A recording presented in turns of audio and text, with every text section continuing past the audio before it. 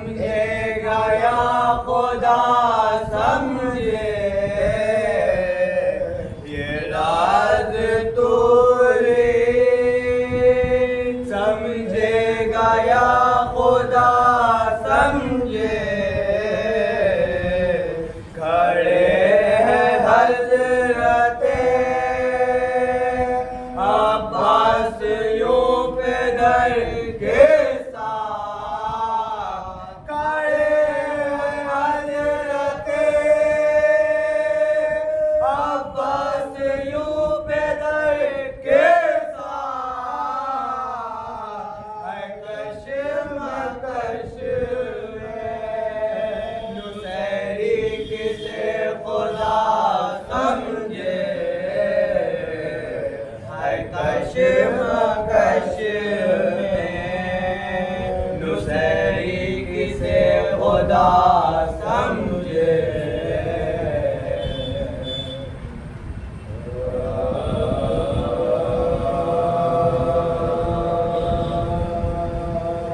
کربلا جب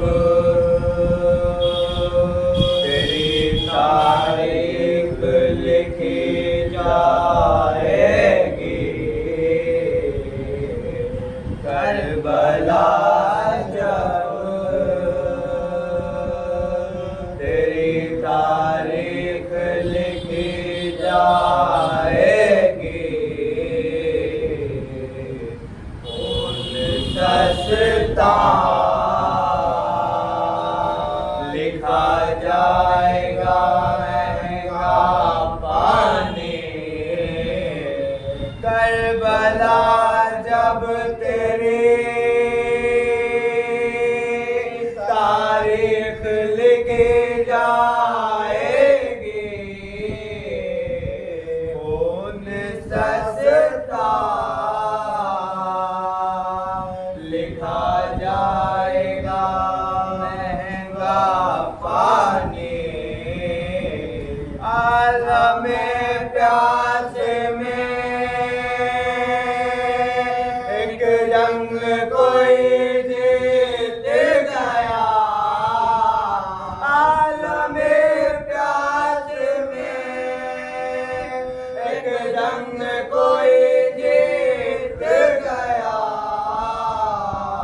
اور کوئی ہار گیا پی کے بھی ٹھنڈا پانی اور کوئی ہار گیا پی کے بھی ٹھنڈا پانی فاتحہ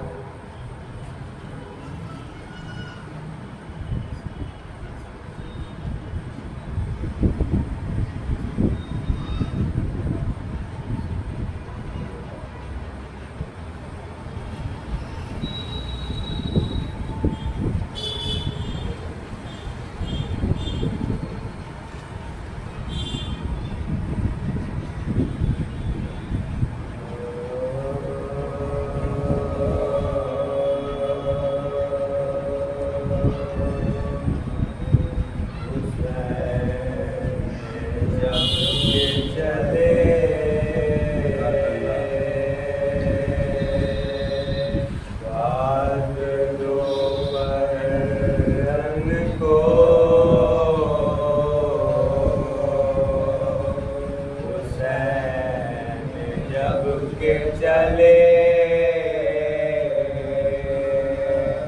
بعد دوپہر کو نہ تھا کوئی جو تھا میرا توسن کو نہ تھا کوئی جو تھا میرے قابل توسن کو حسین جب کے چلے بعد دوپہر رن کو سکینہ جھاڑ رہی تھی ابا کے دامن کو، سکینہ جھاڑ رہی تھی ابا کے دامن کو، حسین چپ کے کھڑے تھے جھکائے گردن کو، ناصرہ کا کوئی شان کربلائی کو، فقط بہن نے کیا تھا سوال بھائی کو، حسین جب کہ چلے بعد دوپہر کو، در قیام تیرے حرم بلغتے تھے، زمین پہ عابد مار سر پٹکتے تھے، بہن جو روتی تھی مڑ مڑ کے شاہ تکتے تھے، زبان خشک تھی کچھ بات کر نہ سکتے تھے، پکارتے تھے حرام شاہ نامدار چلے، حسین مرنے چلے ہم کو مار چلے، حسین جب چلے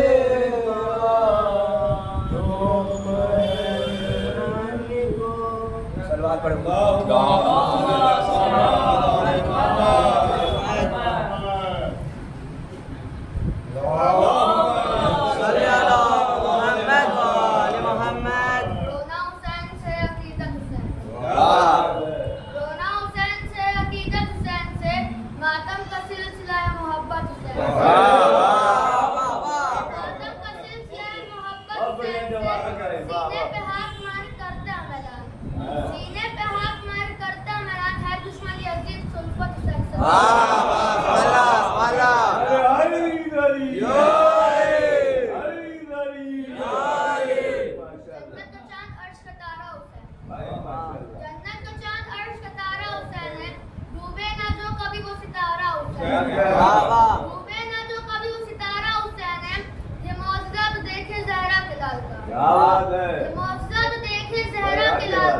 ہر قوم کہہ رہا ہے ہمارا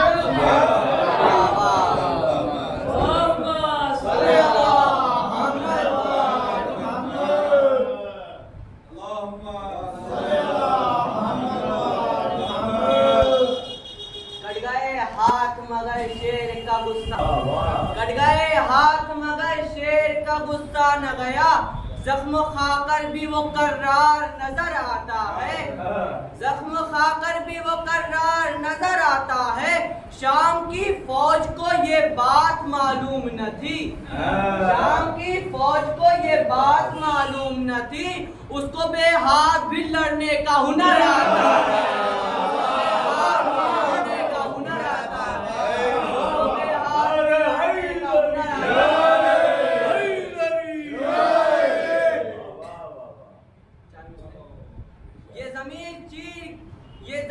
چیز ہے کیا چر کے کوہن کانپتے ہیں، یہ زمین چیز ہے کیا چر کے کوہن کانپتے ہیں، مرحبا رستم و سہراب کے تن کانپتے ہیں،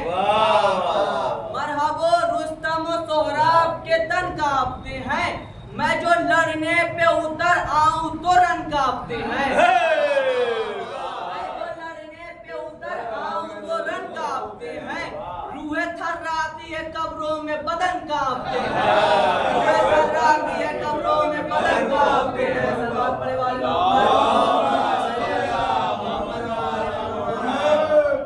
غم حسین میں جو عاشق بار ہوتا ہے غم حسین میں عشق بار ہوتا ہے غم حسین میں جو عشق بار ہوتا ہے کسی بھی ملک سے ہو اس سے پیار ہوتا ہے کسی بھی ملک سے ہو اس سے پیار ہوتا ہے دبا کے دانتوں میں دریا چلا ہے یوں اب بار جیسے شیر کے منہ میں شکار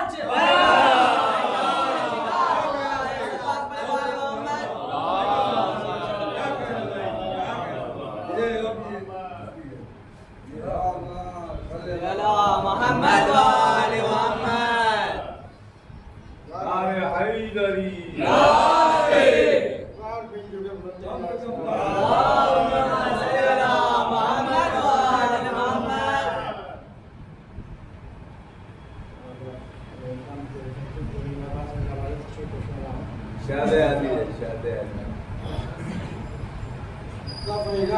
جاؤ ہٹو فراق سے کیوں مانتے نہیں واہ واہ واہ جاؤ ہٹو فراق سے کیوں مانتے نہیں آہٹ قدم کی شیر کی تم پہچانتے نہیں آہٹ قدم کی شیر کی تم پہچانتے نہیں آئے تھے تیرے مشق سکینہ کو ماننے آئے تھے تیرے مشق سکینہ کو ماننے تم عباس کے مجاز کو جانتے نہیں عباس کے مجاز کو جانتے نہیں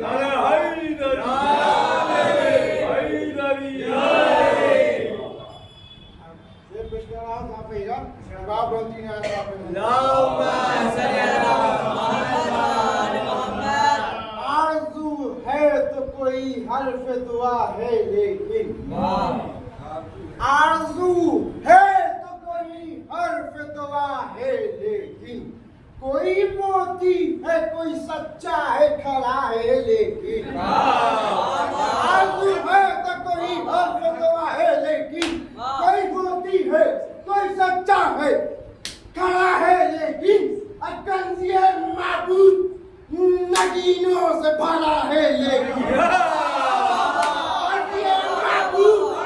نگینوں سے بھرا ہے لیکن کل امام علی سے مانگا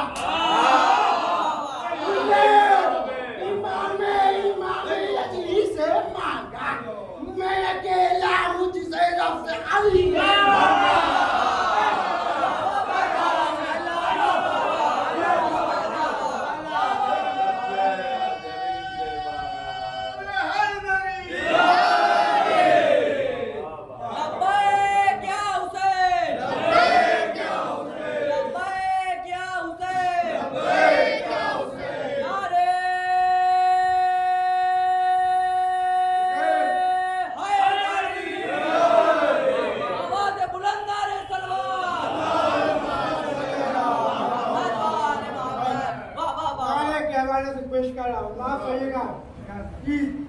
تصویریں کائنات میں عکاش ہے تصویریں کائنات میں عکاش ہے دلوں کو جو جگا دے وہ احساس ہے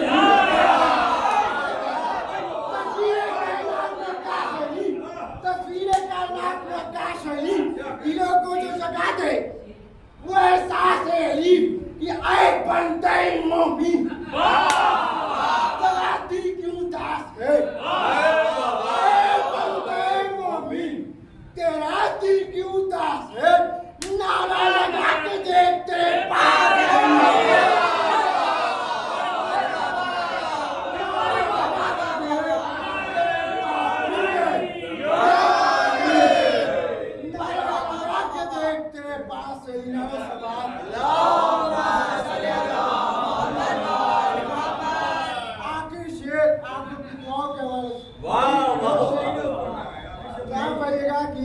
سبھی لگاتے ہیں اس کے حوالے سے پیش کر رہا ہوں کی نہ سلوات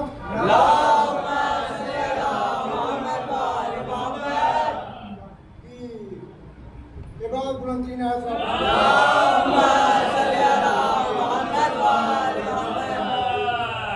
کربلا کے صبر کے پیکر کا نام عباس ہے. وہ شعر یاد پہ رکھوں گا آپ لوگ کے لیے. کربلا کے صبر کے پیکر کا نام عباس ہے. یوں سمجھیے دوسرے حیدر کا نام عباس. کربلا کے صبر کے پیکر کا نام عباس ہے. یوں سمجھیے دوسرے حیدر کا نام عباس ہے. اور کیا زمانے کی حرارت سے پگھل سکتا تھا وہ. کیا زمانے کی حرارت سے پگھل سکتا تھا وہ. راہ حق کے قیمتی پتھر کا نام عباس ہے. راہ حق کے قیمتی پتھر کا نام عباس ہے. راہ حق کے قیمتی پتھر کا نام عباس ہے. سلوات. آخری شعر آپ لوگ کے دعا کے حوالے سے سبھی لگاتے ہم لوگ پیش کر رہا ہوں کہ غازی تیری مثال وہی دو جہاں میں ہے.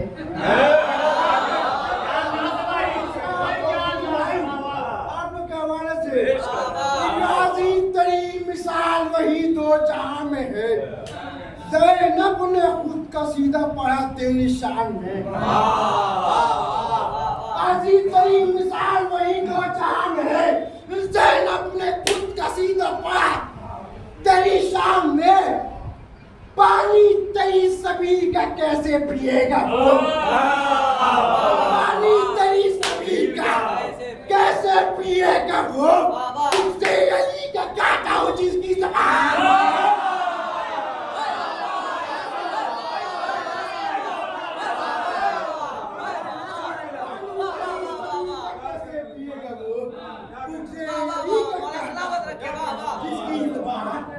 جس کی زبان میں مجھے یقین ہے کہ میں بلندی نہ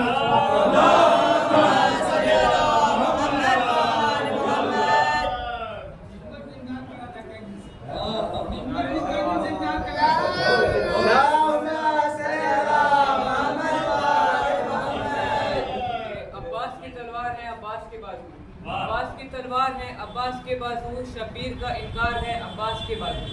شبیر کا انکار ہے عباس کے بازو. اور بازو میرے عباس کے کاٹو گے کہاں تک. بازو میرے عباس کے کاٹو گے کہاں تک. یہ سارے عزادار ہیں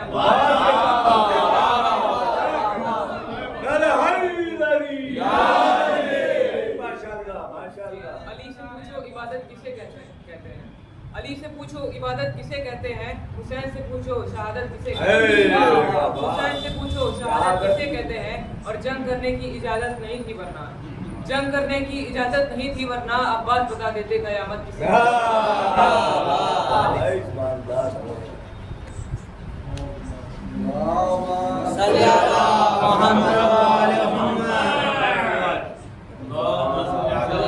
محمد وآل محمد. بندگی یوں ہی ہوا کرتی نہیں حیدر.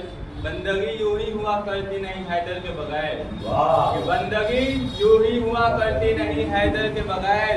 جیسے قرآن پڑھا جا رہا ہوتا حالت کے بغیر. جیسے قرآن پڑھا جا رہا ہوتا حالت کے بغیر. اور پڑھ کر احمد نے کیا ناد علی سے ثابت. پڑھ کر احمد نے کیا ناد علی سے ثابت. بس سکتی نہیں نبوت بے امامت کے بغیر. امامت کے بغیر. اللہم صلی علی محمد وآل محمد. کیا اہل ستم تیرے واسطے مولا. کیا اہل ستم تیرے واسطے مولا. ہے بولنا دشوار مگر بول رہا ہوں. کیا بات ہے بولنا دشوار مگر بول رہا ہوں. یہ نعرہ حیدر نہیں ہونٹوں پہ تمہارے. یہ نعرہ حیدر نہیں ہونٹوں پہ تمہارے. یہ ماں کی شرافت کا اثر.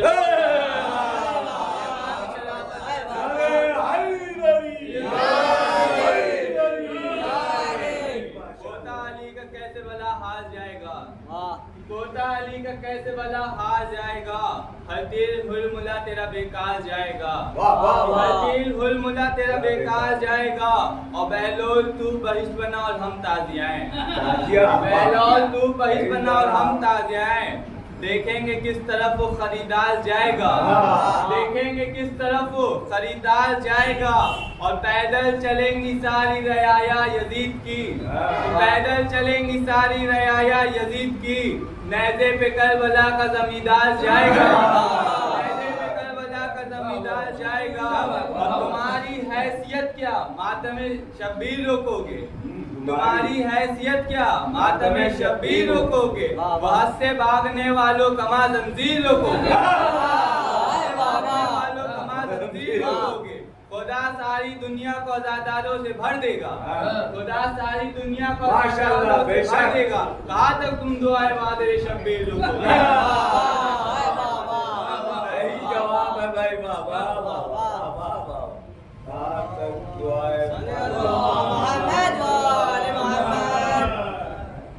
कि चुल्लू में उठाया देखा फिर वापस फेंका छोड़ दिया, कि चुल्लू में उठाया देखा फिर वापस फेंका छोड़ दिया।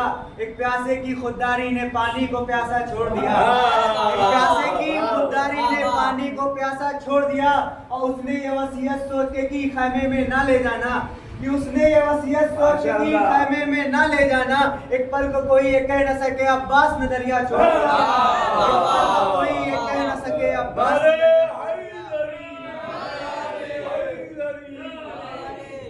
कि होठों पे मेरे आज यहाँ जिक्र नबी है, कि होठों पे मेरे आज यहाँ जिक्र नबी है। सच है कि मुंह छोटा मगर बात बड़ी है, कि सच है कि मुंह छोटा मगर बात बड़ी है। और अपना सा बशर कहते हैं जो शाह उमम को, कि अपना सा बशर जो कहते हैं शाह उमम को, उन सब के लिए आग जहन्नम में लगी है, उन सब के लिए आग जहन्नम में लगी है। और अल्लाह रे हैदर कर्रार की कुव्वत, कि अल्लाह रे हैदर कर्रार की हैबत। ये कोई नहीं कहता कि मुझ जैसा अली है, ये कोई नहीं कहता कि मुझ जैसा अली है। कि कहा यजीद से दरबार शाम में आकर, कि कहा यजीद से दरबार शाम में आकर, सितम के बाद भी जज्बे बदल नहीं सकते, के बाद भी जज्बे बदल नहीं सकते। बहन के पैरों में बेड़ियां तो गर्दन में, बहन के पैरों में बेड़िया तो गर्दन में। ये किसने कह दिया सज्जाद चल नहीं सकते, ये किसने कह दिया सज्जाद चल नहीं सकते।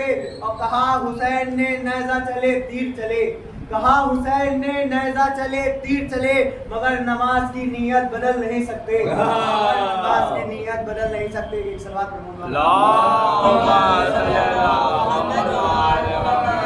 किरदार की ताकत से जमाने को हिला दो, किरदार की ताकत से जमाने को हिला दो। तुम सैयदा ज़हरा की दुआओं का सिला हो, तुम सैयदा ज़हरा की दुआओं का सिला हो। तुम हजरत अब्बास के परचम की बका हो, तुम हजरत अब्बास के परचम की बका हो। तुम नारे तकबीर हो हलमिन की सदा हो, तुम नारे तकबीर हो हलमिन की सदा हो। और हसरत से तुम्हें देखते हैं शाह मशरक है, कि हसरत से तुम्हें देखते हैं शाह मशरक है। सब मिल के कहो लब्बैक या हुसैन, लब्बैक या हुसैन।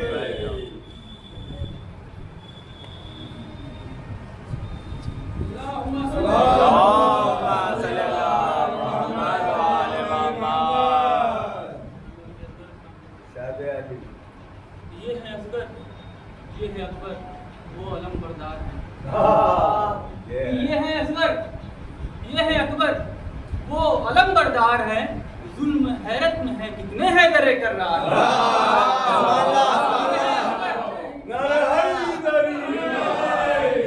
ये है असगर, ये है अकबर, वो अलम बरदार है।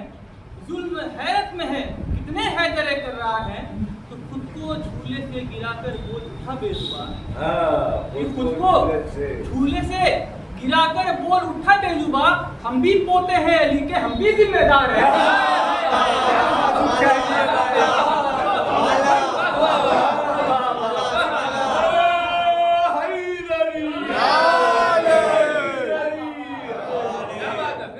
ये है असगर, ये है अकबर, वो अलम बरदार है।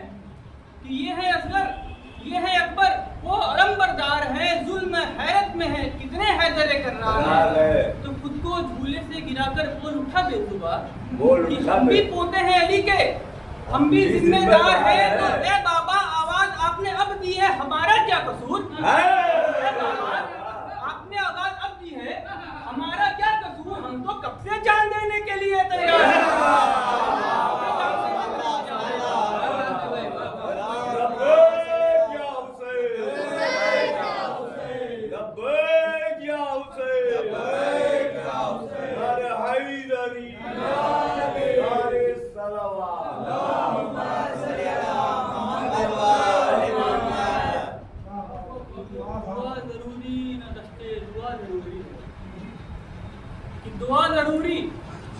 دستے دعا ضروری ہے کچھ ضروری تو مشکل کشا ضروری ہے کہ دعا ضروری نہ دستے دعا ضروری ہے کچھ ضروری تو مشکل کشا ضروری ہے تو زبی کو سجدے میں جیسے خدا ضروری ہے کہ زبی کو سجدے میں جیسے خدا ضروری ہے علم پہ ہاتھ علمدار کا ضروری ہے زبی کو سجدے میں جیسے خدا ضروری ہے علم پہ ہاتھ علمدار کا ضروری ہے تو علی ہے نقطۂ با نقطۂ وفا عباس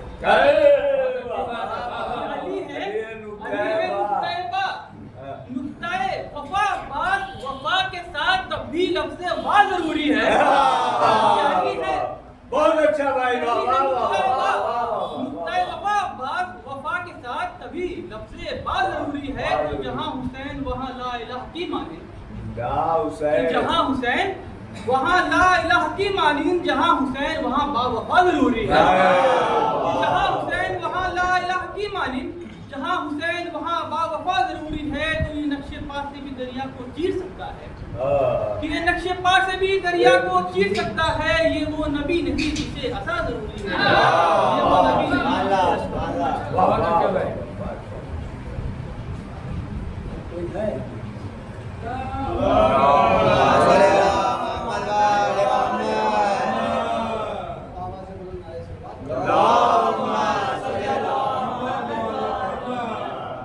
ہم نے کب کہا ہماری ہے کربلا ہم نے کب کہا ہماری ہے کربلا حق بات تم کہو تمہاری ہے کربلا ہم نے کب کہا ہماری ہے کربلا حق بات تم کہو تمہاری ہے کربلا اور جس نے دل نبی پہ اتاری ہے آیتیں جس نے دل نبی پہ اتاری ہے آیتیں اس نے ہمارے دل میں اتاری ہے کربلا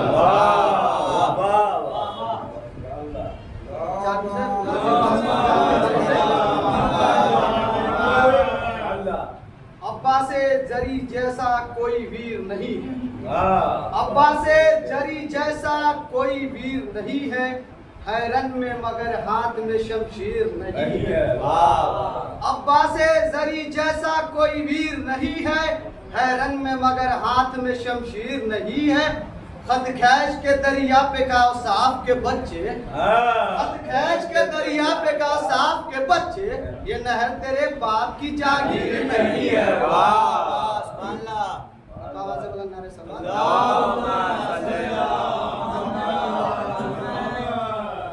بالکل غلط لکھا ہے اس حدیث میں بالکل غلط لکھا ہے اس حدیث میں ایک بادشاہ وقت لڑا تھا حسین سے بالکل غلط لکھا ہے اس حدیث میں ایک بادشاہ وقت لڑا تھا حسین سے وہ بادشاہ وقت نہیں تھا فقیر تھا وہ بادشاہ وقت نہیں تھا فقیر تھا بیعت کی بھیک مانگ رہا تھا حسین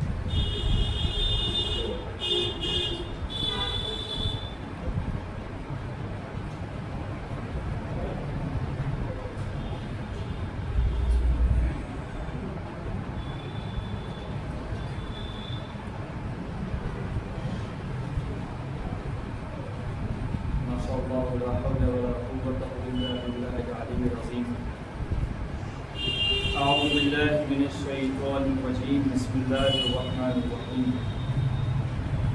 الحمد لله رب العالمين الصلاة والسلام على سيد الأنبياء والمرسلين سيدنا ونبينا وحبيب قلوبنا وطبيب نفوسنا وشفيع ذنوبنا مولانا و مولا الكونين محبوب رب المشرقين جد الحسن والحسين بالقاسم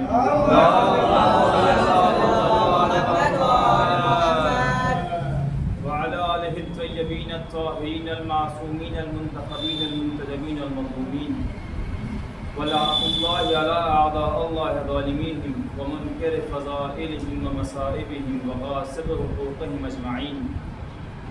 أما بعد فقد قال الإمام الصادق عليه السلام بسم الله الرحمن الرحيم كونوا لنا زينا ولا تكونوا علينا شينا. صلاة محمد اللهم صل على محمد وعلى آل محمد. معزز سامعین کرام،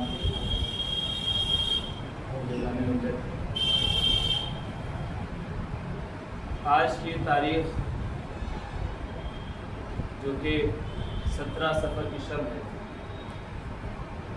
یہ ہمارے اور آپ کے 8ویں امام علی رضا علیہ السلام سے منسوب ہے.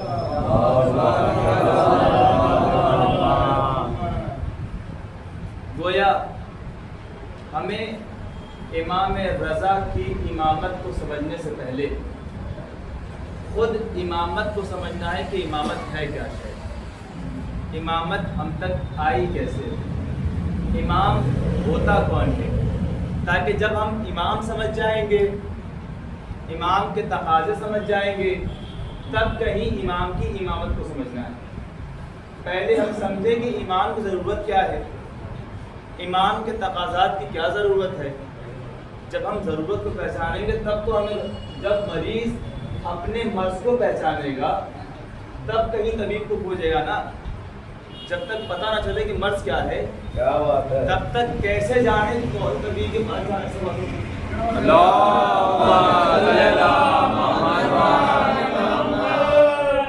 جب تک پتہ نہ چلے کہ مرض کیا ہے وہ یہ پتہ کیسے کرے کہ کس طبیب کے پاس جانا ہے.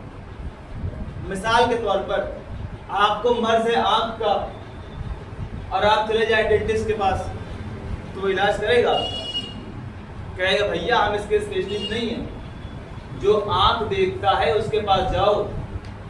تو گویا امام کو پہچاننے سے پہلے اپنی ذمہ داریوں کو اور اپنے اندر دیکھنا ہو کہ ضرورتیں کیا ہیں، تب ہم امام کو پہچانیں کہ امام ہمیں کیا دے سکتا ہے.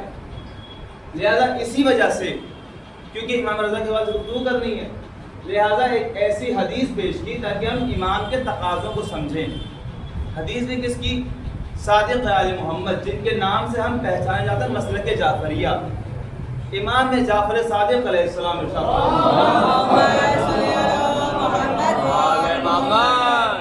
ایک ہدایت کا نوشتہ لکھ رہے ہیں ہمارے لیے کہ دیکھو اے میرے چاہنے والوں، اے ایمان والوں، اگر تم چاہتے ہو کہ گمراہ نہ ہو، اگر تم چاہتے ہو کہ ہمارے شیعوں میں تمہارا شمار ہو، تو فقط اتنا کرنا، کیا کہا؟ کونوا لنا زینا ولا تکونوا علینا شینا، کہ دیکھو ہمارے لیے باعث زینت بننا، باعث ذلت نہ بننا. لیکن امام کا یہ کہنا یہ بتا رہا ہے کہ ہم نے اپنے آپ کو امام سے منسوب کیا ہے، ہم اپنے آپ کو مسلمان کہہ رہے ہیں، ہم اپنے آپ کو صاحب ایمان کہہ رہے ہیں، ہم اپنے آپ کو مسلک جعفریہ میں شمار کر رہے ہیں. تو اب گویا ہماری ذات فقط ہماری ذات نہیں ہے، اب لوگ ہمیں ہمارے نام سے نہیں پہچانیں گے، اب لوگ ہمیں ہمارے ایمان سے پہچانیں گے، لوگ ہمیں ہمارے امام سے پہچانیں گے، لوگ ہمیں ہماری مسلک سے پہچانیں گے. گویا ایک انسان اپنی ذات کو ریپرزینٹ نہیں کر رہا ہے بلکہ پوری قوم کو ریپرزینٹ کر رہا ہے. اس لیے امام نے کہا کہ دیکھو کوئی ایسا کام انجام نہ دینا کہ کوئی انسان ہمارے اوپر انگلی اٹھائے کہ یہ تو علی کے ماننے والے ہیں، یہ تو نبی کے ماننے والے ہیں، یہ تو مسلمان کہتے ہیں اپنے آپ کو. اس لیے کہ دیکھیے ہمارے میں، میرے اندر بھی اور سب کے اندر بھی ایک کمی ضرور ہے کہ ہم تعریف بہت کرتے ہیں، شعر بہت پڑھتے ہیں، فضائل بہت پڑھتے ہیں، نعرے بھی لگاتے ہیں، لیکن جہاں بات عمل کی آتی ہے وہاں کہیں نہ کہیں میں بھی کم پڑ جاؤں گا. کیا بات ہے. دوسروں کو تو نہیں، اپنے آپ پہ کہتے تو میں بھی کم پڑ جاؤں گا. اور شاید کچھ جوان بھی کم پڑ جائیں گے. مثال سے واضح کر دوں. مثال سے دیکھیے, مان لیجئے کہ کوئی ایک ناؤ تیار کی جائے, کوئی کشتی تیار کی جائے اور کہا جائے کہ جب کوئی سیلاب آئے گا تو اس کشتی کے ذریعے سے ہم آپ کو راہ نجات دیں گے, آپ کا ریسکیو آپریشن کریں گے. ایک انسان وہ ہے جو اس کشتی کے بارے میں سب جانتا ہے کہ اس میں کتنے پتوار ہیں, اس کی رفتار کتنی ہے, یہ چلتی کیسے ہے, اسے چلانا کیسے ہے, وہ سب جانتا ہو اور کنارے پہ کھڑا ہو کر اس کشتی کی فقط تعریف کر رہا ہو. واہ واہ واہ. فقط کشتی کی تعریف کر رہا ہو, کشتی میں اتنے پتوار ہیں, کشتی کی رفتار یہ ہے, کشتی گفتار یہ ہے, کشتی یہاں تک پہنچائے گی, چلتی کیسے ہے. اور وہیں ایک شخص اور کھڑا ہو جسے کشتی کا کوئی علم نہیں ہے.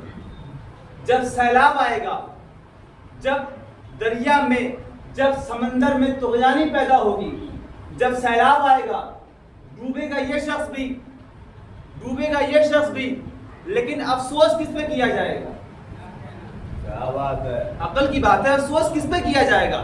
افسوس اس پہ کیا جائے گا جو اس کشتی کے بارے میں جانتا تھا, واہ واہ واہ, لیکن فقط کشتی کی تعریف کر رہا تھا, اس کشتی پہ سوار نہیں ہوا. واہ واہ واہ واہ واہ. غور کر رہے ہیں آپ حضرات, جو کشتی پہ سوار نہیں ہوا, جب تک کشتی پہ سوار نہیں ہوگا تب تک کشتی اسے نجات نہیں دے سکتی. گویا ہم فقط کھڑے ہو کر یہاں سے ائمہ کی تعریف کرتے رہے, ہم فقط فضائل بیان کرتے رہے تو نجات نہیں ملے گی. جو کشتی اہل بیت پہ سوار ہو گیا, جو اس کشتی پہ سوار ہو گیا, اسے نجات دی جائے گی. ورنہ افسوس کیا جائے گا کہ تم تو اہل بیت کو جانتے تھے, تم تو اہل بیت کے در سے منسلک تھے, آخر تمہیں ایسا کیا ہوا کہ تم اس جواب دہی میں حاضر ہوئے؟ گویا کیونکہ ہم نے اپنے آپ کو ان سے منسوب کیا ہے, لہذا سوال بھی ہم سے ہی کیا جائے گا کہ تم صرف تعریف کر رہے ہو, میں صرف تعریف کر رہا ہوں, صرف فضائل پڑھ رہا ہوں, یا عملی طور پہ بھی کچھ موجود ہے؟ کیونکہ افسوس تو یہ ہوگا تم جانتے رہے سب کچھ, سب جاننے کے باوجود تم ڈوب گئے. جب گناہوں کا سیلاب آیا, جب گناہوں کے سمندر میں طغیانی پیدا ہوئی, تو تم بجائے اس کشتی پہ سوار ہونے کے فقط تعریف کرتے رہے تو کامیابی نہیں ملی. لیکن وہی اس طغیانی سے ہٹ کے کشتی پہ سوار ہو گئے تو پھر وہی آیت کہ ہم نے نوح کو بھی نجات دی, اور ہم نے اصحاب نوح کو نہیں بلکہ اصحاب سفینہ کو نجات دی. قرآن کی آیت ہے کہ ہم نے اصحاب سفینہ کو نجات دی. وہ صرف نوح کے صحابی نہیں بلکہ جو صحابہ اس کشتی میں شمار ہو گئے, کیا بات ہے, ان کو نجات دی. گویا جب خدا ہمیں بھی کہے گا کہ ہم نے محبان اہل بیت کو نجات دی تو فقط محبانوں کو نہیں دی بلکہ جو محب ہوتے ہوئے اس کشتی اہل بیت پہ سوار ہو گیا. صلوات محمد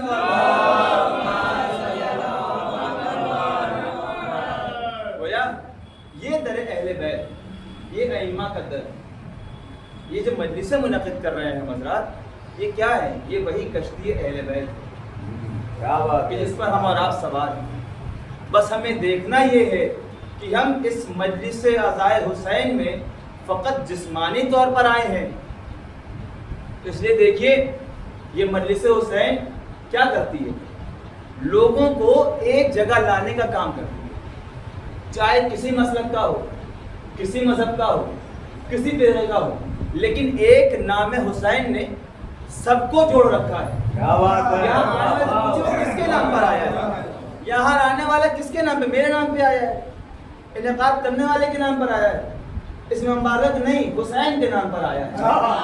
حسین نے انسانیت کو ایسا شرف بخش دیا, حسین نے یزیدیت کو ایسا پست کر دیا کہ اب دنیا میں لوگ حسین کا نام لے کر فخر تو محسوس کرتے ہیں لیکن کوئی یزید کا نام لے کر اپنے آپ کو مغرور نہیں سمجھتا.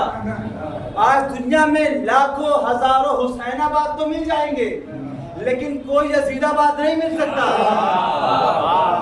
لوگ اپنے بچوں کا نام حسین تو رکھیں گے لیکن قیامت تک کوئی ایسا نہ پیدا ہوگا جو اپنے بچے کا نام یزید رکھ کے فخر محسوس کر رہا ہو. گویا یہ حسین نے ایک شرف قائم کیا کہ جو شخص اس نام سے آ کے جڑ جائے گا وہ شرف پا جائے گا, جو اس مجلس عزائے حسین سے آ کے منسلک ہو جائے گا وہ شرف پا جائے گا. یہ مجلس عزائے حسین جو ہمیں ایک کرنے کا کام کرتی ہے. تو کیا فقط جسمانی طور پہ ایک کرنے کا کام کرتی ہے؟ کیا فقط جسم آس پاس جمع ہو جائے مجلس حسین ہو جائے گی؟ کہا نہیں، فکری طور پر ایک کرنے کا کام کرتی ہے. اس لیے کہ جب فکر ایک ہو جائے گی، دیکھیے تھوڑا دقیق بات ہے، جسم اگر ایک جگہ بیٹھے ہوں تو وہ آپ سے عمل کا تقاضا نہیں کرتے. آپ کا جسم الگ ہے، آپ کا جسم الگ ہے، آپ کا جسم الگ ہے، لیکن اگر فکر ایک ہو جائے تو وہ ایک عمل کا تقاضا کرتی ہے. مثال دے دوں، کربلا میں جہاں حسین کا جسم موجود تھا وہیں پر دشمنوں کے جسم موجود تھے، لیکن ان کا جسم ان سے تقاضا نہیں کر رہا تھا کہ حسین کی طرف آیا جائے.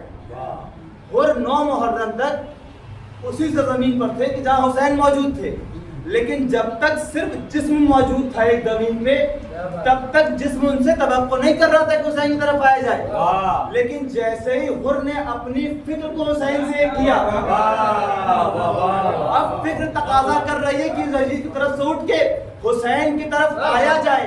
یعنی جب تک فقط جسم ایک رہیں گے ہمارے اندر ایکتا یونٹی نہیں آ سکتی، لیکن جیسے ہی ہماری فکر ایک ہو جائے گی، فکر ایک عمل کا تقاضا کرے گی، پھر نہ ہماری مجلس نہ ان کی مجلس، نہ ہمارا ذاکر نہ ان کا ذاکر، نہ ہمارا جلوس نہ تمہارا جلوس. یہ حسین کی مجلس ہوگی، یہ حسین کا ذاکر ہوگا، یہ حسین کا جلوس ہوگا. اور میں بات اکثر کہتا ہوں کہ جو کہتا ہے کہ یہ میری مجلس ہے، آپ کی مجلس تو ابھی ہوئی ہی نہیں ہے. آپ کی مجلس آپ کے بعد ہوگی، وہ بھی حسین کے نام پہ ہی کی جائے گی، فقط ثواب آپ کو ملے گا.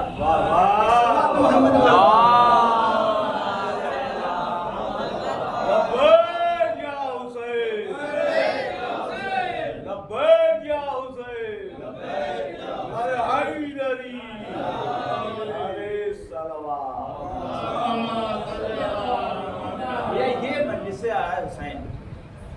اب خبردار اگر یہ مجلس خدا نخواستہ انتشار کی وجہ بن جائے تو یہ ہمارا آپ کا ذکر ہوگا، مجلس حسین نہیں ہوگی.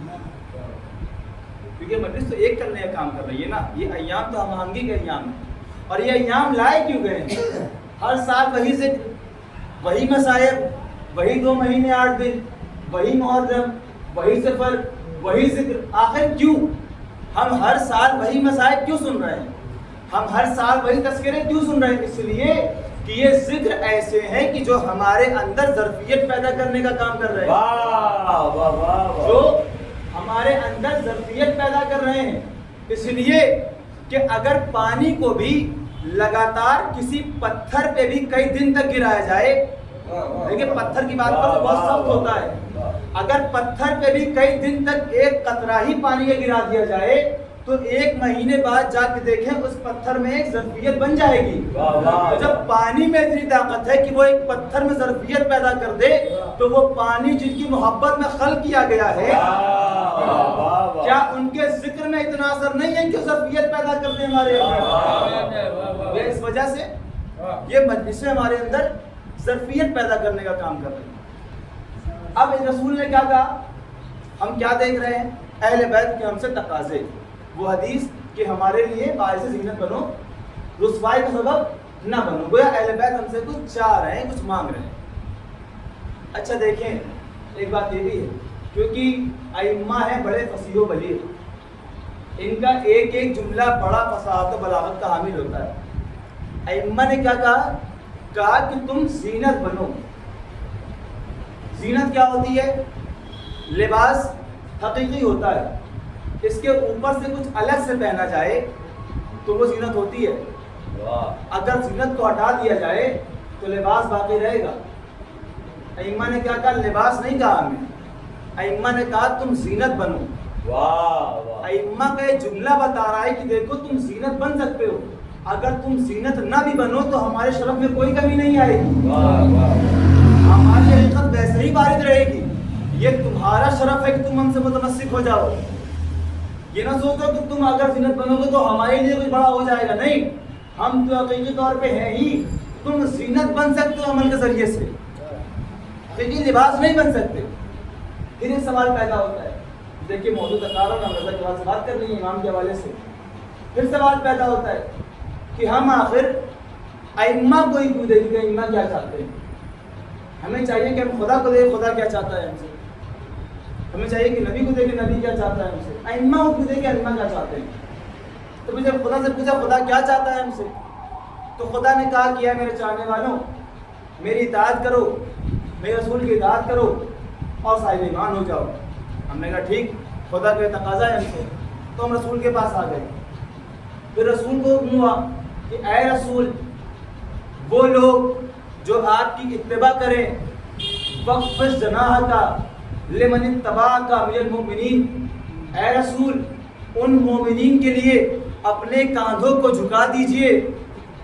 اللہ نے کہا تم رسول کی اتباع کرنی ہے. رسول کیا کہہ رہے ہیں کہ وہ مومنین جو میری اتباع کریں میں ان کے لیے اپنے کاندھوں کو جھکا دوں گا. اب پڑھیے تاریخ, نبی نے فقط 2 مقام پہ اپنے کاندھوں کو جھکایا ہے. نبی نے تاریخ میں فقط 2 مرتبہ اپنے کاندھوں کو جھکایا. ایک کعبے میں بت شکنی کے لیے علی کے لیے, اور ایک بازار میں حسنین کے لیے. وہ رسول بیان کرنا چاہتے دیکھو میرے بعد اگر کوئی اللہ کا ولی ہوگا تو یا تو علی ہوں گے یا اولاد علی میں سے کوئی ہوگا. صلوات محمد اس طریقے سے ہم اہل بیت کے تقاضے تک پہنچے گئے. اہل بیت چاہتے کیا ہیں.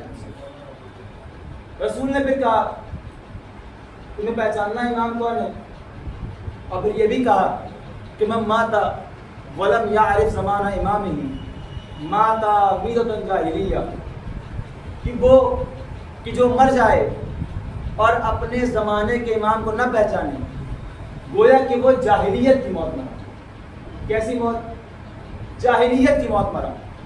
اب سوال یہ ہوگا کہ اگر رسول خدا فقط یہ کہہ کے چلے جائیں کہ اپنے زمانے کے امام کو نہ پہچانے اور بتائیں ہی نہ کہ امام ہوگا کون. میں نے یہ کہا تھا نا موضوع کیا ہے, امام کون ہوگا.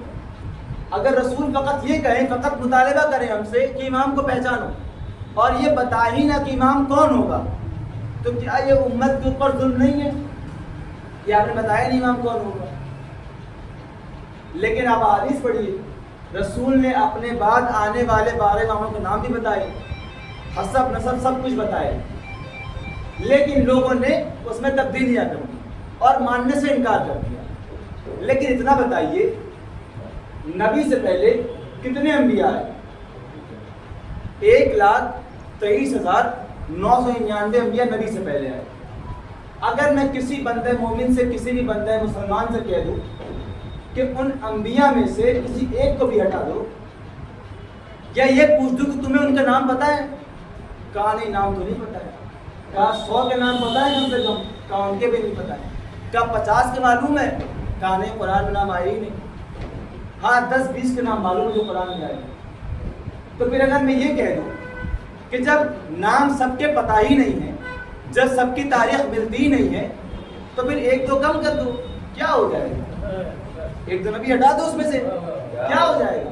کہا نہیں, کیونکہ یہ ہمارے صادق نبی کی زبان سے وارد ہوا ہے, لہٰذا اگر ایک نبی کو بھی ہٹا دیا جائے تو میں مسلمان نہ رہ جاؤں. تو میرا بھی تو یہی سوال ہے کہ جب نبی نے, جبکہ جس کے حسب نسب بھی نہ بتائے ہوں, جب ان میں سے ایک کو بھی ہٹانے سے آپ کا اسلام خطرے میں آ جائے, تو پھر نبی نے اپنے بعد 12 آنے والوں کے نام بھی بتائے ہوں, حسب بھی بیان کیے ہوں, نسب بھی بیان کیے ہوں, تو پھر ان کو نہ ماننے سے آپ کا اسلام کیسے محفوظ رہ سکتا ہے؟ نبی نے نام بتائے تو اب لازم ہے کہ نبی بتا کے بھی جائے کہ میرے بعد کون آئے گا, کیسے آئے گا. اور نبی کا جملہ دیکھیں, لوگ شک کرتے ہیں کہ امام موجود ہے یا نہیں, امام زمانہ ہے یا نہیں. تو نبی کا جملہ کیا کہا, ائمہ اور انبیاء کا جملہ بڑا فصیح و بلیغ ہوتا ہے. نبی کیا کہہ رہے ہیں, جو مر جائے اور اپنے زمانے کے امام کو نہ پہچانے. کیا کہا, اپنے زمانے کے امام کو نہ پہچانے.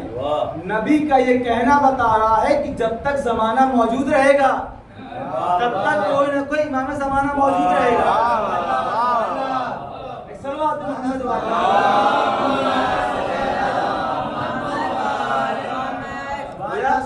اب نبی کے لیے لازم ہے کہ اپنے بعد آنے والے کو پہچان مارتے ہیں, اور نبی نے پہچان مارا.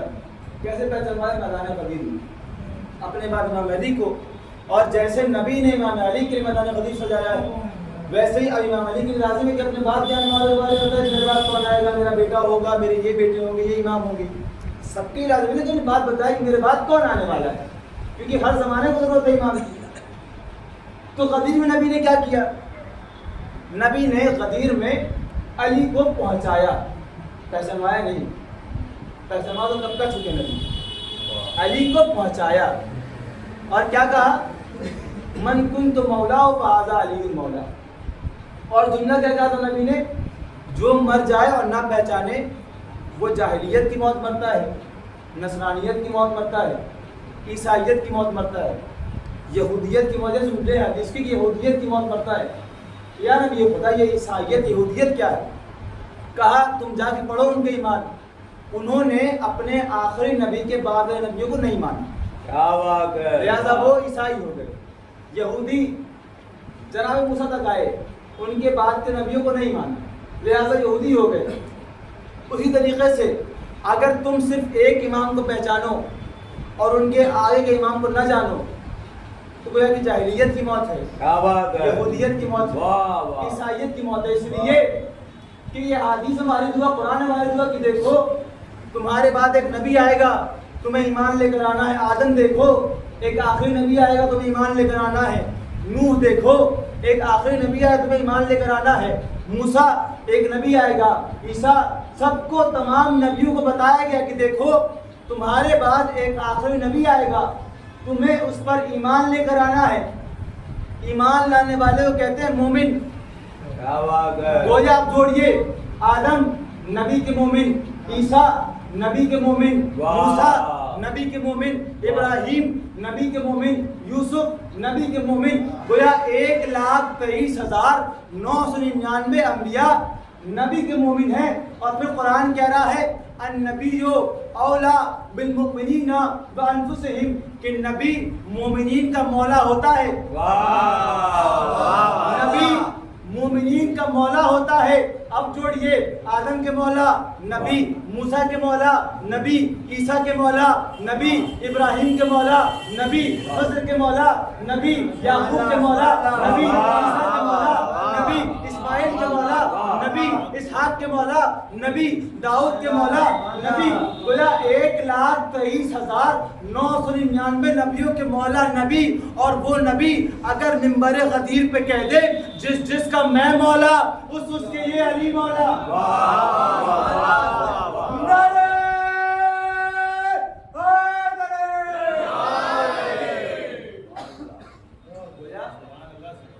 یہ نبی نے اپنے بعد آنے والے رہبر کو پہنچا دیا۔ اب علی کو کیا چاہیے کہ وہ بھی اپنے بعد آنے والے ہادی کو ہم تک پہنچائیں۔ کیسے پہنچایا ہے؟ اشارہ اپنے امام رضا کی طرف بات۔ امام کو کیا چاہیے کہ اپنے بعد جو ہادی آئے گے، امام حسن آئیں گے، ان کو پہچنوائیں۔ اور کیسے پہچنوایا ہے؟ کہ جب ایک شخص آیا اور آنے کے بعد کہا کہ اے علی، مجھ سے نبی نے وعدہ کیا تھا کہ میں تمہیں 70 سنہرے بالوں والی اٹھنیاں دوں گا، اب نبی تو موجود نہیں ہے، یا علی وہ اٹھنیاں مجھے کون عطا کرے گا؟ علی چاہتے تو خود ادا کر سکتے تھے، لیکن علی نے، کیونکہ علی کو حسن کی امامت پہچنوانی تھی، امام علی کو، امام حسن کو دنیا کو پہچنوانا تھا، لہذا حسن کو آگے کیا۔ اور کیسے آگے کیا؟ کہا میں عطا نہیں کروں گا، یہ میرا چھوٹا بیٹا حسن، واہ واہ، کمسینی کے عالم میں امام حسن، اور کہا یہ تمہیں عطا کرے گا۔ دیکھیں مرحلے تک لا رہا ہوں آپ کو، یہ تمہیں عطا کرے گا۔ اب یہ شخص امام حسن کے پیچھے پیچھے چل رہا ہے۔ امام حسن بہت کمسین ہے، کم عمر ہے، قد بھی کم ہے، پیچھے پیچھے چل رہا ہے۔ اور ایک مرتبہ امام حسن ایک مقام پہ جا کر ٹھہر گئے۔ جیسے ہی ٹھہرے، اس نے بجسد جملہ نکالا کہ خدا کی قسم یہ بچہ حقیقی وارث نبی ہے، اس لیے یہ اسی مقام پہ آ کر ٹھہرا ہے جہاں نبی نے مجھ سے وعدہ کیا تھا۔ یہ بچہ اسی مقام پر آ کے ٹھہر گیا جہاں نبی نے مجھ سے وعدہ کیا تھا۔ پھر کہا جاؤ بیٹا حسن، جاؤ پہاڑ کی جانب اور پہاڑ سے کہو کہ ناقہ صالح کی قسم مہار پھینک۔ امام حسن گئے، یہی جملہ ہے تاریخ کا، امام حسن گئے ہیں، پہاڑ کو حکم دیا کہ کہ اے پہاڑ تجھے ناقہ سالے کی قسم ہے کہ مہار کو باہر پھینک۔ ایک مرتبہ مہار باہر آئی اور اس شخص سے کہا جاؤ اور مہار کھینچو۔ اب یہ کھینچتا جا رہا ہے، ایک ایک کر کے اٹھنیاں باہر آ رہی ہیں، لیکن جیسے ہی تعداد پوری ہو گئی، جیسے ہی 70 بالوں والی اٹھنیاں مکمل ہو گئی، ایک مرتبہ ٹھہر گیا۔ اب دیکھیں علی پیچھے موجود تھے، علی امام وقت تھے اس وقت پہ۔ اب علی کو اپنی سخاوت بھی دکھانی ہے، دنیا کو بتانا ہے کہ سخی کون ہے۔ ایک مرتبہ علی نے سوال کیا یہ بتاؤ تم ٹھہر کیوں گئے؟ اور لے لو۔ کہا نہیں، نبی نے مجھ سے اتنی اٹھنیوں کا ہی وعدہ کیا تھا، لہٰذا میں ٹھہر گیا۔ اب علی نے ایک جملہ کہا جو ان کی تاریخ سخاوت میں گویا کی ایک مہر لگ گئی۔ علی نے کہا کہ دیکھو یہ تمہاری عدالت ہے کہ تم 70 اٹھنیوں پہ آ کے ٹھہر گئے، ورنہ ہماری سخاوت یہ تھی کہ اگر تم قیامت تک مہار کھینچتے رہتے تو ہم تمہیں قیامت تک عطا کرتے رہتے۔ صلوات محمد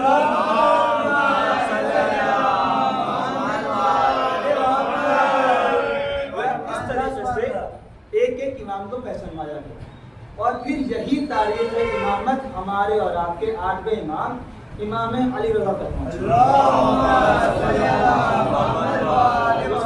والے سے ان کی امامت کیسی تھی اب رکھتے مسائل، امام رضا تک بھی یہی تاریخ پہنچی۔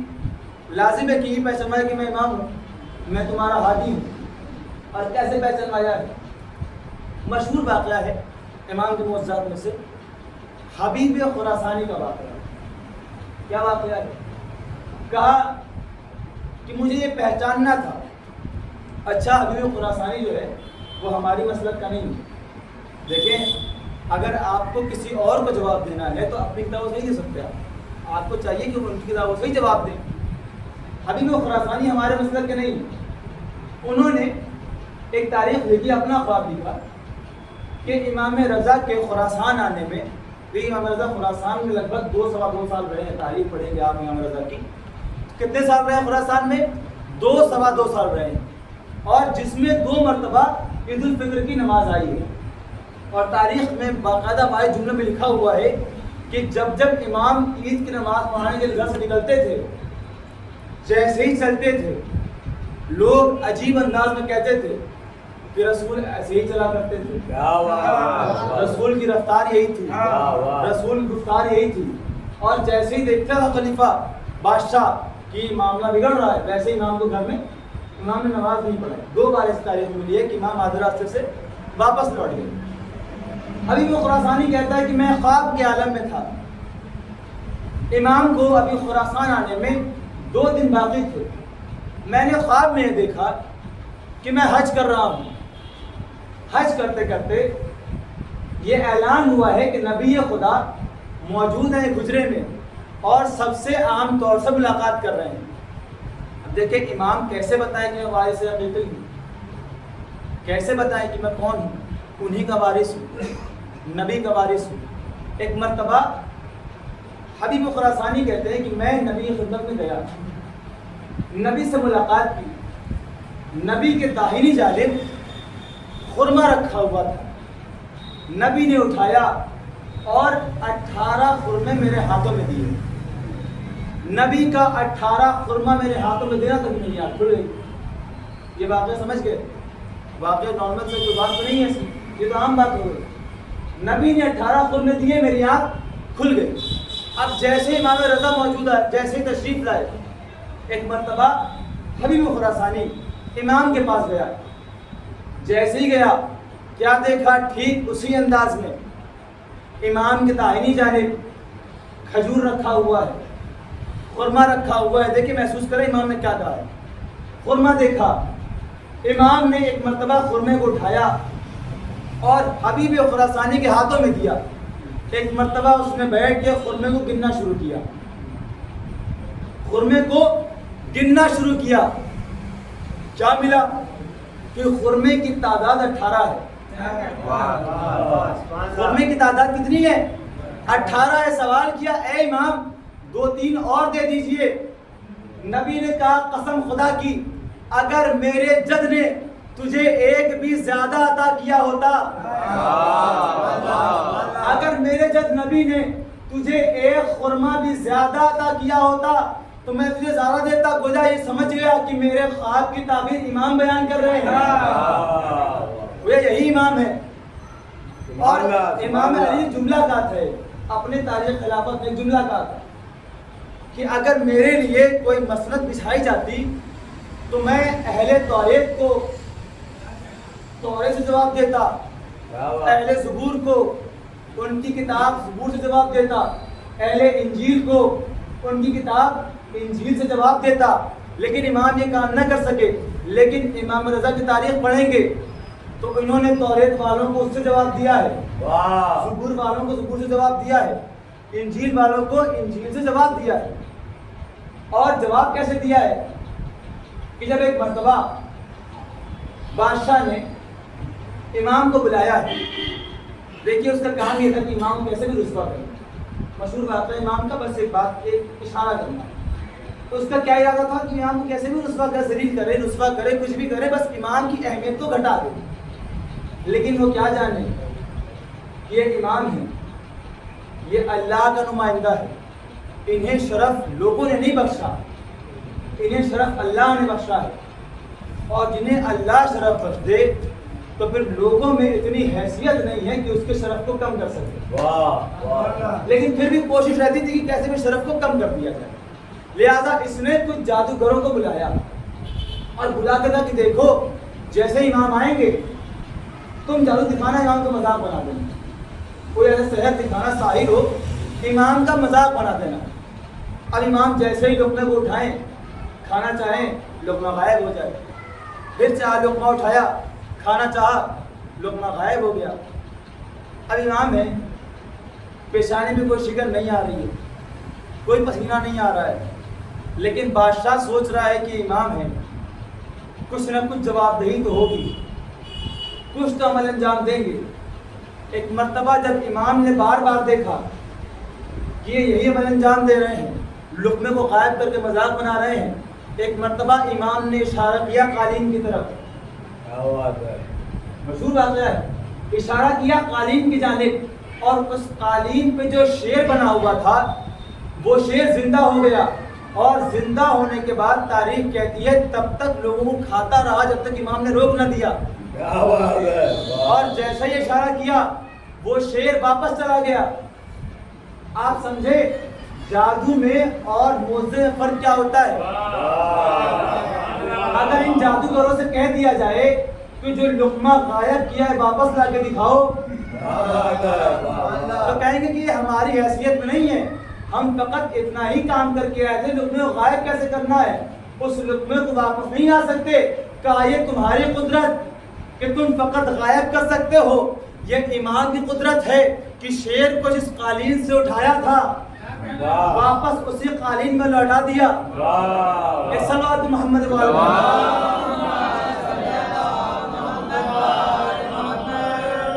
یا یہ امام کے معجزات.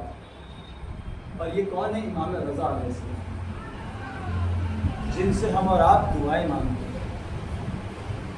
ایک آخری واقعہ بیان کر دوں ہمارے آپ کی دعائیہ حوالے سے کہ ہمیں امام سے کس طرح توسل کرنی ہے, کیونکہ یہ 8ویں امام کا روز ہے. لہٰذا آپ کوشش کریں کہ امام رضا کا واسطہ دیں. ایک آخری واقعہ ایران کا مشہور واقعہ ہے, دعائیہ حوالے سے کہ ہم سوچیں کہ امام عطا کیسے کرتے ہیں. تہران کا واقعہ ہے کہ ایک بڑا رئیس انسان تھا, وہ بینکرپٹ ہو گیا. تمام جلدی بیان کر رہا ہوں کہ تمام دولت ختم ہو گئی. اس نے اپنی دولت سے کہا کہ دیکھو میں غریب ہو گیا ہوں, لہٰذا کچھ دولت کا انتظام کرو کہ میں کیسے بھی مشہد پہنچ جاؤں اور جا کر کے امام رضا سے دعائیں کروں اور تاکہ میرے حالات سدھر جائیں. جب یہ گیا ہے تو کچھ رقم جمع کی اور مشہد پہنچ گیا. پہنچنے کے بعد دیکھیں جب اس نے دعائیں کی امام سے تو دعا کرتے کرتے اس کے دل کو سکون ملنے لگا. جب ہم اور آپ دعائیں کرتے ہیں تو ہمارے دلوں کو سکون ملتا ہے, مطمئن ہو گیا. اب سوچا کہ امام اطمینان تو مل گیا ہے, لیکن جب واپس تہران جاؤں گا تب سمجھوں گا کہ صحیح ہوا میرا معاملہ یا نہیں ہوا, مشکل میری حل ہوئی یا نہیں. اب ایک مرتبہ جیسے ہی دعا کر کے باہر نکلا ہے، جیب میں ہاتھ ڈالا، جیب کٹ چکی تھی، جو رقم لے کر آیا تھا وہ بھی چلی گئی، جو سامان لے کر آیا تھا وہ بھی غائب ہو گیا۔ اب ایک مرتبہ روزے کی جانب رخ کیا، کہا اے امام میں تو مشکل حل کرنے کے لیے آیا تھا، یہ تو اور مشکل ہو گئی، اب میں کیا کروں؟ لیکن پھر جب دوسری جانب ہاتھ ڈالا تو ایک سکہ اس کے ہاتھ میں لگا، اور جو پی سی ہوتا تھا بھوت جو پرانے زمانے میں، اس نے جا کر ایک کال کیا کسی کو کہ شاید کسی کو لگ جائے، کیونکہ دیکھیے حیثیت والا انسان تھا، لوگوں سے مانگنے میں شرم آ رہی تھی اسے، لہٰذا اس نے کہا کہ میں کسی سے فون پہ مانگ لیتا ہوں کہ مجھے کچھ مل جائے۔ اس نے کیسے ہی فون کیا اور کہا کہ یہ مصیبت ہے، یہ پریشانی ہے، میں واپس جانا چاہتا ہوں گھر اپنے، بس میرا ایک کام کر دو، مجھے میری رقم لوٹا دو اور کچھ کھانے کا سامان۔ اس شخص نے کہا ٹھیک ہے۔ اب یہ پریشان حال ہو کے وہاں پہ ارد گرد طواف کر رہا تھا کہ اتنے میں ایک عالیشان گاڑی تشریف اور کہا کہ تم یہ شخص ہو؟ کہا ہاں میں ہی ہوں۔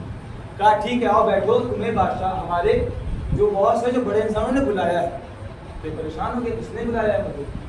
اب جیسے ہی گیا ایسا لگا کہ وہ انسان جو ہے اس کا منتظر ہو، بالکل آگے بڑھا، استقبال کے گلے سے لگا دیا اور کہا کہ میں تمہارا ہی منتظر ہوں، اور کھانا کھلایا، بڑی عزت دی۔ اس نے پھر ایک سوال کیا کہ یہ بتاؤ تم نہ مجھے جانتے ہو نہ پہچانتے ہو، میں نے بس تم سے ایک مدد مانگی ہے کہ مجھے اتنی رقم دے دو کہ میں اپنے شہر واپس چلا جاؤں، اور کچھ نہیں چاہیے۔ کہا یہ بتاؤ تمہارے اوپر کتنا قرض ہے؟ کہا بہت زیادہ قرض ہے۔ کہا کتنا ہے؟ اس نے کہا بتائی۔ انسان نے ایک چیک سائن کیا، اسے وہ رقم عطا کر۔ اب اس نے سوال کیا کہ یہ بتاؤ ایک بچہ دوڑتا ہوا آیا اور وہ شخص جس نے عطا کیا تھا اس بچے کو گلے سے لگا کر رونے لگا۔ جب گریا گنا ہو گیا تو اس نے سوال کیا کہ تم نے مجھ پہ احسان کیا ہے، رقم تم نے مجھے دی ہے، گریا مجھے کرنا چاہیے، تم کیوں رو رہا؟ تو کہا تم نہیں جانتے، یہ میرا بچہ کہ جو لا علاج تھا، اس کے مرض کی کوئی دوا نہیں تھی۔ میں جب طبیب کے پاس گیا تو طبیب نے کہا اس کی کوئی دوا نہیں ہے۔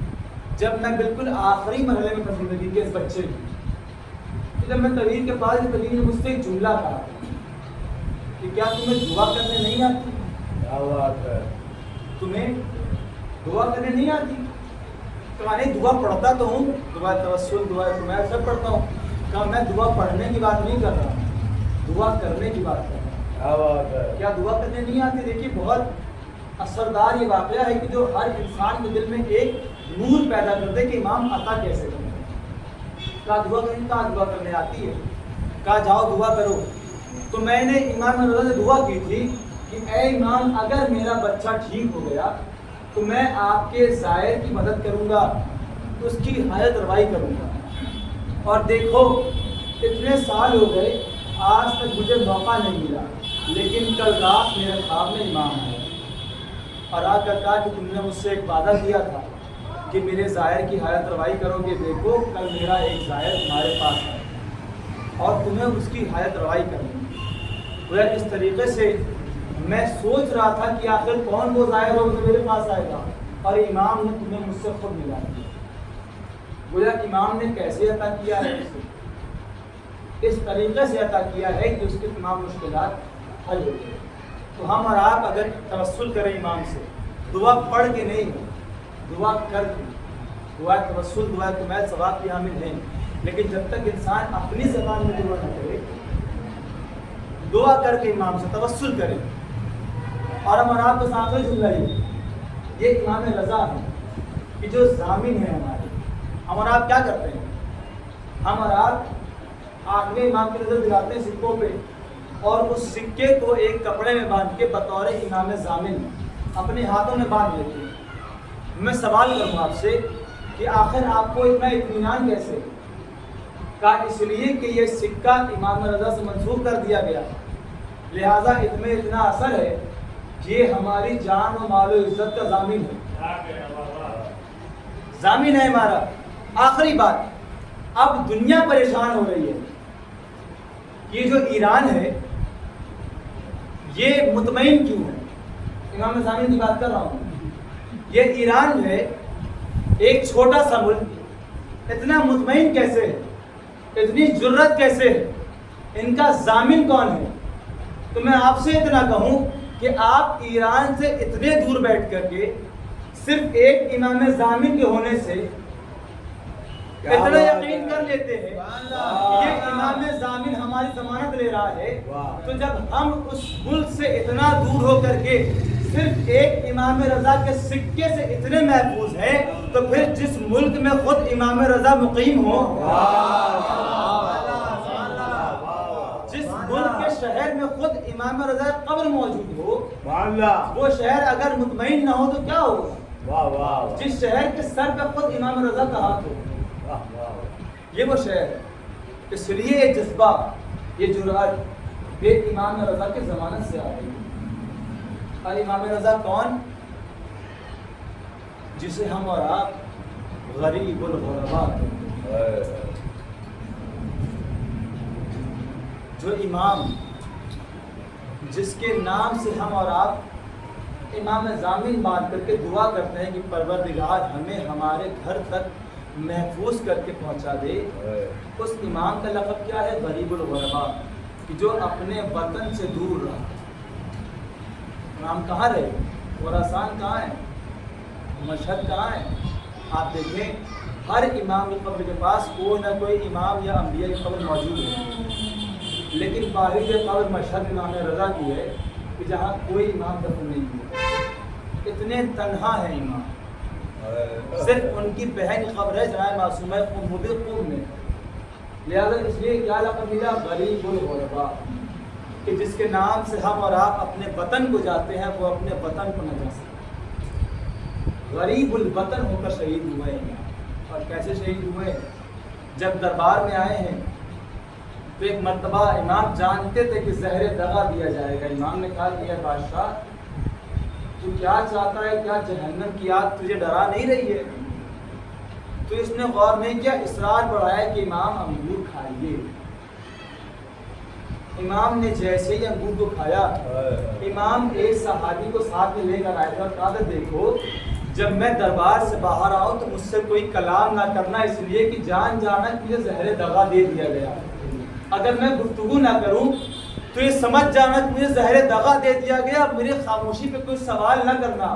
ایک مرتبہ امام جیسے ہی داخل ہوئے ہیں, جیسے ہی زہر دغا نے اپنا اثر کرنا شروع کیا ہے, ایک مرتبہ امام جیسے ہی باہر آئے ہیں, ایک مرتبہ اپنے رومال کو اپنے لبوں پہ رکھا, صحابی نے سوال کرنا شروع کیا. امام نے کہا مجھ سے کوئی سوال نہ کرو اس لیے کہ مجھے زہر دغا دے دیا گیا ہے, اب میرے کلیجے کے ٹکڑے ہو رہے ہیں. لیکن جزاکم اللہ ایک جملہ کہا کہ دیکھو اتنا خیال کرنا کہ مجھے کوئی اور غسل نہ دے, مجھے کوئی اور کفن نہ دے, میرا بیٹا محمد تقی آئے گا وہ مجھے غسل دے گا. کہا امام مدینہ بہت دور ہے, تقی کیسے آئیں گے؟ کہا وہ اللہ کی حجت ہے, وہ حجت تشریف لائیں گے. ایک مرتبہ امام نے کہا اتنا اثر کرو, اتنا احسان کرو کہ میں حجرے میں جا رہا ہوں, کسی کو داخل نہ ہونے دینا, اس لیے کہ میں نہیں چاہتا کہ کوئی مجھے تڑپتے ہوئے دیکھے. اب تاریخ کہتی ہے کہ صحابی نے امام کو بستر پہ لٹایا تھا, لیکن امام تڑپتے ہوئے اس عالم میں تھے کہ بستر سے ایک مرتبہ زمین کی جانب آئے, ایک مرتبہ کلیجے کے ٹکڑے ہو رہے ہیں. محمد تقی ذاتی طور پر امام کے پاس آئے, ایک مرتبہ آنے کے بعد امام کے سر کو اپنے زانوؤں پہ رکھ لیا. لیکن میں کہوں گا اے امام رضا, آپ کو آپ کے آخری لمحے میں آپ کے بیٹے کے زانو نصیب ہوئے, لیکن کربلا میں اپنے جد حسین کو یاد کیجئے کہ جب شمر کند خنجر چلا رہا تھا نہ عباس موجود تھے, نہ اکبر موجود تھے, نہ قاسم موجود تھے. ہاں عزیزو بس میں نے مسائل تمام کر دیا. ایک مرتبہ امام شہادت ہو گئی امام کی, ایک مرتبہ امام محمد تقی ایک مرتبہ غسل دیتے ہیں, کفن دیتے ہیں. एक मर्तबा जब दफन करने गए हैं, इमाम को कफन भी दे दिया। इमाम को कहा कि ऐ मेरे चाहने वालों, लाओ मेरे बाबा के जनाजे को मेरे हाथों में दे दो। मैं कहूँगा ऐ इमाम तकी, आपको इतना शरफ तो मिला कि आपने अपने हाथों से अपने बाबा के जनाजे को उठाया, लेकिन मेरा एक इमाम सज्जाद करबला की सरजमीन पर जो अपने बाबा के लाशों को 3 दिन तक बेगौरों पे कफन देखता रहा, लेकिन हाथों में हथकड़ियाँ थी, पाँव में बेड़ियाँ थी।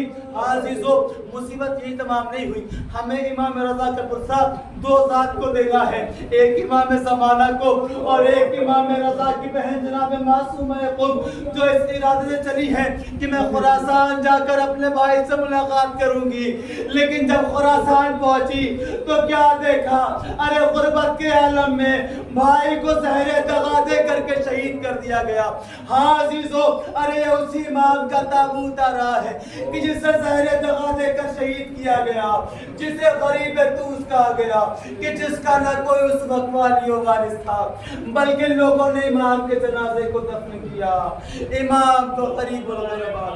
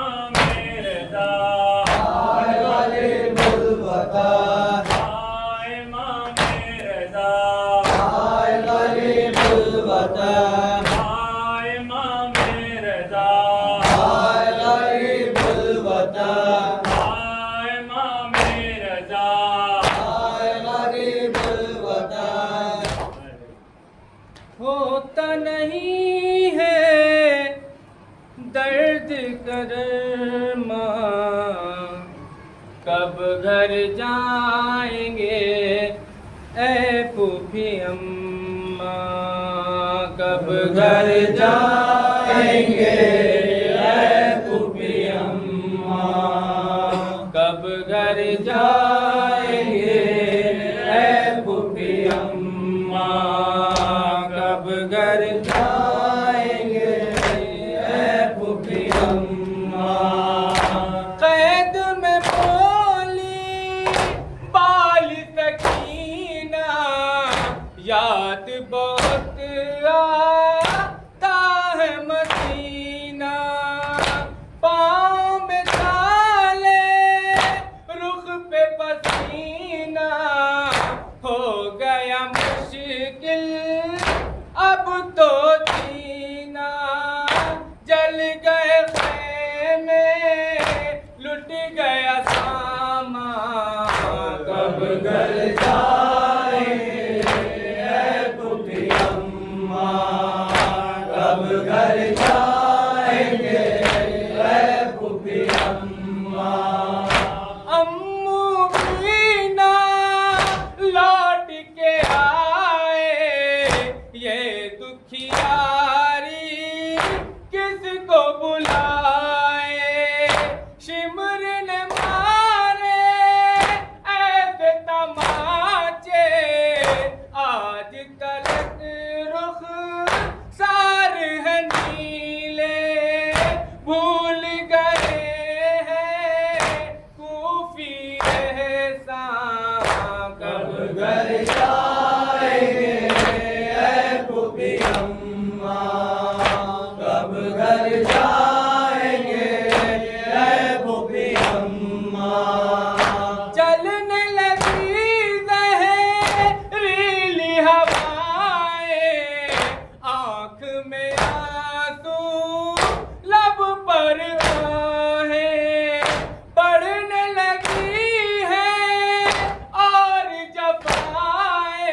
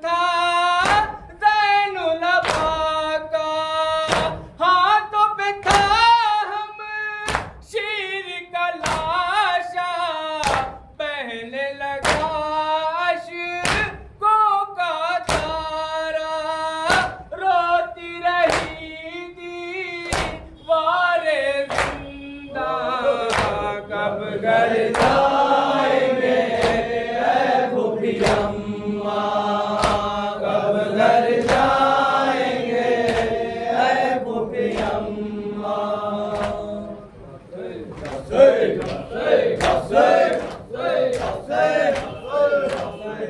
कहती थी ये बिन्ते ज़हरा,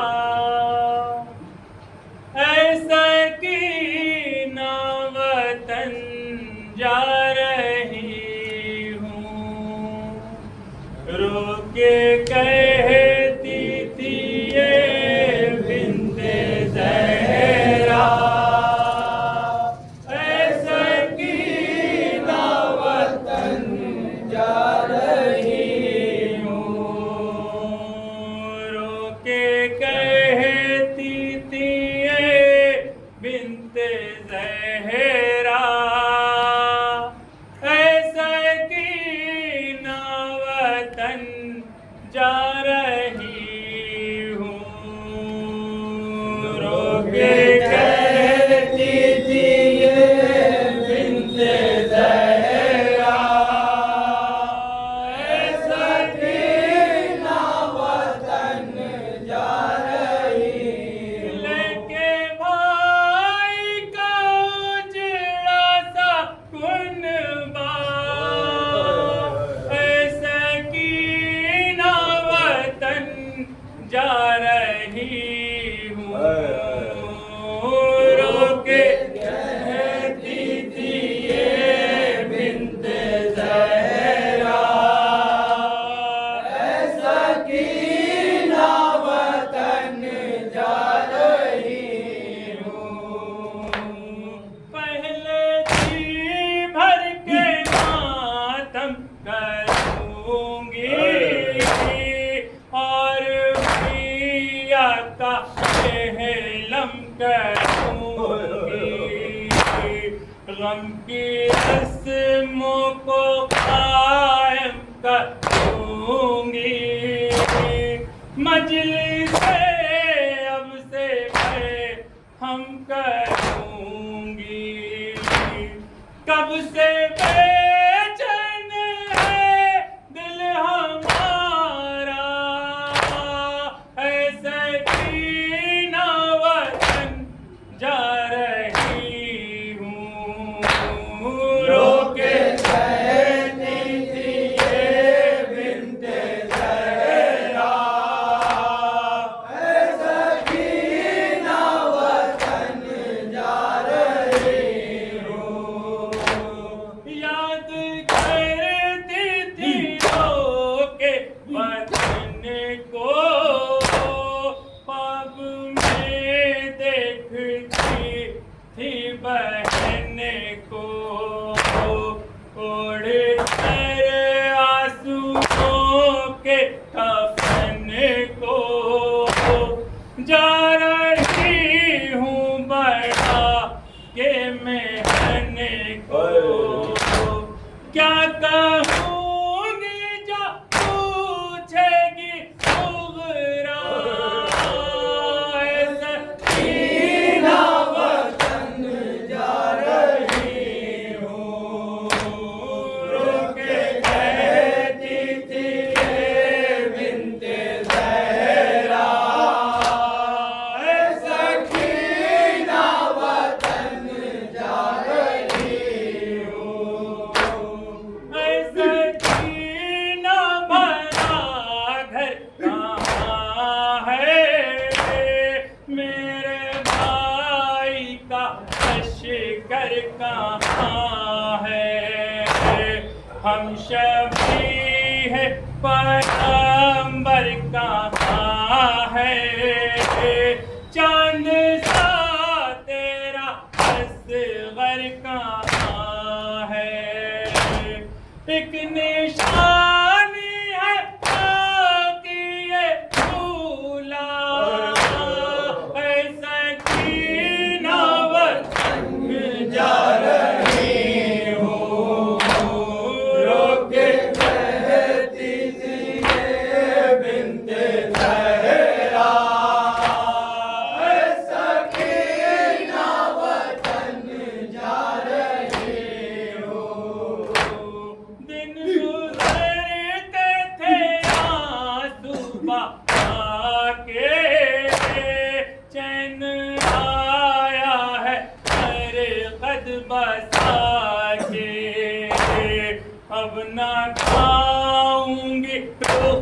पे तमाचे, अब जुबां पर ना आएंगे नाले, गम से दुश्वार था मेरा जीना, सकीना वतन जा रही हो, रोके कहती थी ये बिन्ते ज़हरा, सकीना वतन जा रही हो,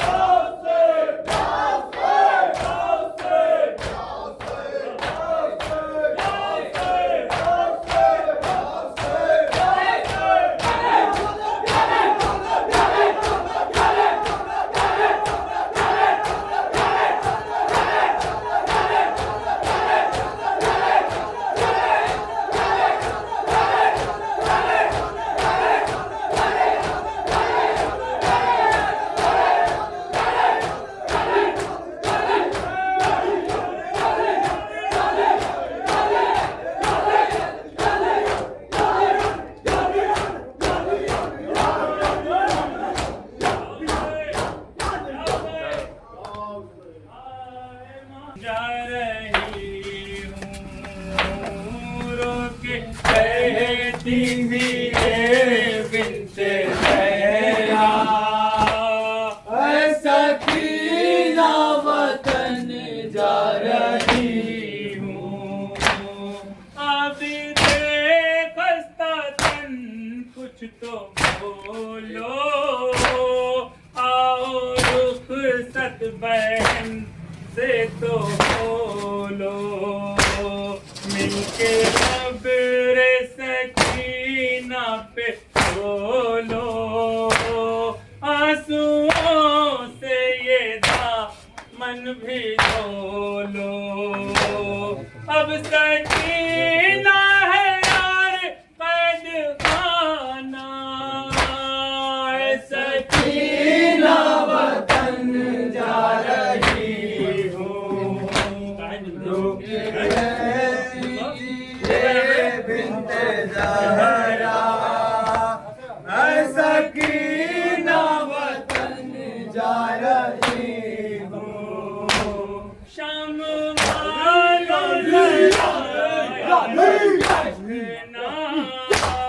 मेरी बच्ची से गाफिल ना होना, कितना तारीख है कैद खाना, डर ना जाए अकेली सकीना, कब्र पे आके शामा जलाना, सकीना वतन जा रही हूँ, रोके कहती थी ये बिन्ते ज़हरा, सकीना वतन जा रही हूँ, रोके कहती थी ये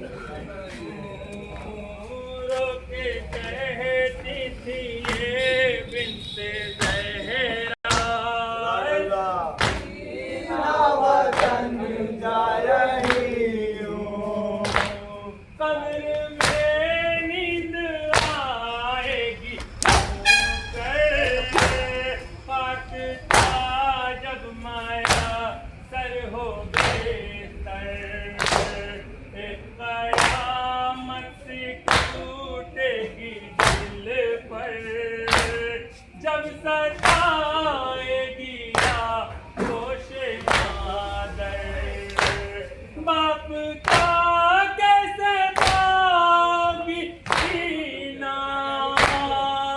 सकीना वतन जा रही हूँ, रो के कहती थी ये बिंत ज़हरा, ऐसा सकीना वतन जा रही हूँ, ऐ हसन कयामत बरपा, काफिला जब मदीने में पहुँचा, गुल हुआ गई बिंत ज़हरा, दिल तड़पने लगा फातिमा का, कांप उठा पैगंबर का रोज़ा, ऐ सकीना वतन जा रही हूँ,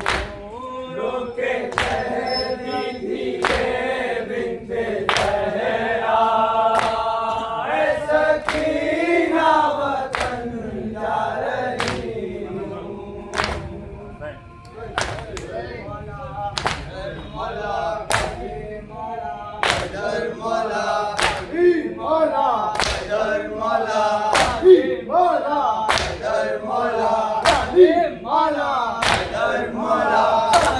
माला